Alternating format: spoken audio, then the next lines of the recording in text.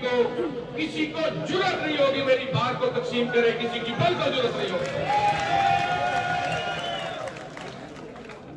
मैं जैसा कि ये बात हुई कि मुज़ाकरात के दरवाजे बंद नहीं होने चाहिए, लेकिन मैं इस हाउस के तवज्जो से जो और बातें इख्तियार हैं उनको सिर्फ एक मौका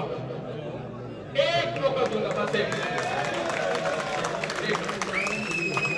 सिर्फ इसलिए कि कोई ये बात ना करे कि बुगला की नुमाइंदगी जो है उसके अंदर बुर्दबारी नहीं है, उनके अंदर हौसला नहीं है, उनके अंदर डायलॉग की बात नहीं है। आपका केस इतना मजबूत है कि आप दुनिया के किसी शख्स से ये बात करेंगे तो कोई बंदा ऐसा नहीं जो आपकी बात को तस्लीम नहीं करेगा।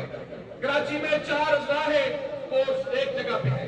इस्लामाबाद में 2 अजला है, कोर्स एक जगह पे है। आपका आर्गुमेंट बहुत स्ट्रॉन्ग है। आप हमारे बुकला को महज तकसीम करने के लिए और अपनी ताकत हमें दिखाना चाहते हैं। आपको अंदाजा नहीं कि आपको किन का सामना